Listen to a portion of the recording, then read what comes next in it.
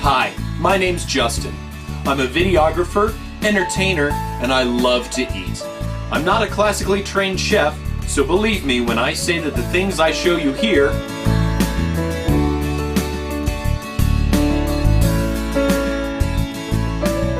So today's recipe is a favorite of mine. It's called Okonomiyaki, and it's a very healthy and very inexpensive dish to make. Okonomiyaki has been around for a very long time, but just recently became more popular in the 1950s as a way to stretch groceries. It literally means whatever you want.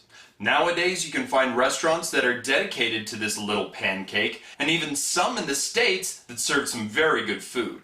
Now, if you've seen any other videos online or looked at some recipes for okonomiyaki, you'll notice that there's a lot of ingredients that they add, and it can be kind of daunting trying to figure out how to make it.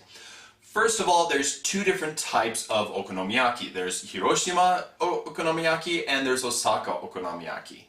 And the Hiroshima has noodles, it has eggs, it has sprouts, it's loaded with a lot of stuff.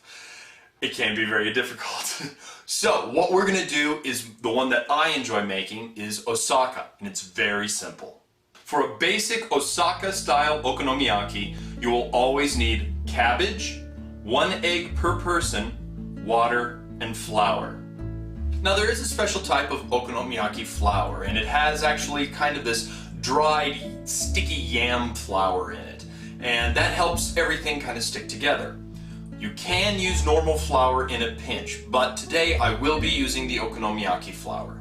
Now, since this is a whatever you want, I'll be using some more traditional things, but honestly, you can just use it with whatever you have around.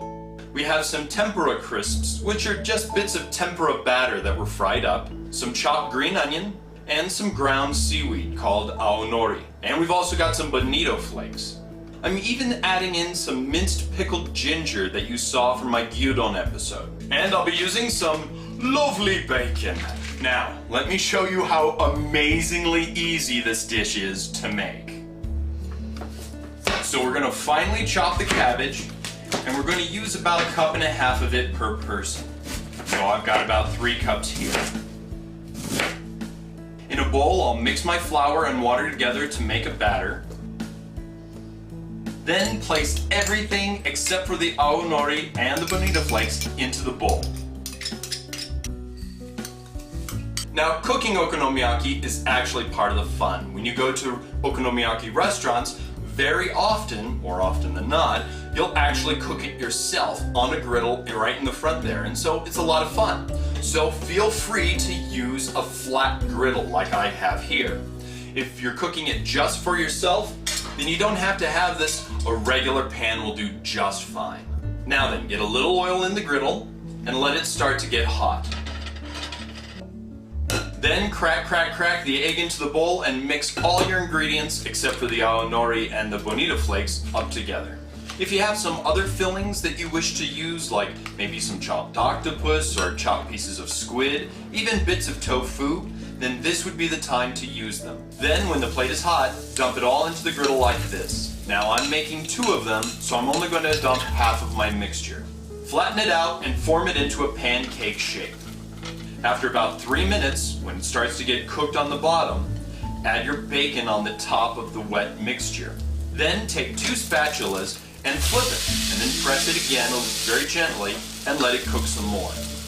After about 4 minutes, check it again. Now, lots of places actually use a lid, and that helps it steam and cook. I'm doing it this way so that you can see it cook all the way through. Then flip it over and cook it another 3 to 4 minutes. Right now, we're just making sure that the batter inside is cooked thoroughly. Now then, after we've plated it, it's time for our toppings.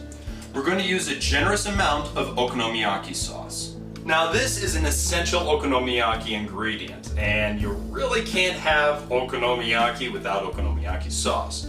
It is possible to make it, but it's actually cheaper just to buy it. And like I said, it actually lasts a very long time. We're going to really slather it on the top of it, and then we're going to add some Kewpie mayonnaise stripes. The okonomiyaki sauce is already sweet, but this will add a slight tartness that I personally love. Then we'll sprinkle on some nori powder and add our bonito flakes. Now, I don't use bonito flakes all the time. In fact, I only use them when I make okonomiyaki. So I found this great little thing at my Japanese market. It's a bag that has 10 of these tiny little bags of bonito flakes. And this is great because they store well, they last a long time, and when you're ready and you're finished your okonomiyaki, you just take out one packet, rip it, and place it right onto your dish, and it's great, and it lasts a long time. It's not too expensive either.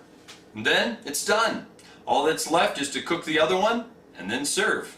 With nice roughage of the cabbage and the wheat flour and the water, this is a really filling dish, and one that I hope that you really enjoy. This is a nice, inexpensive dish that has just so many different ways to make it. Add some tofurkey if you're a vegetarian. Add ground beef.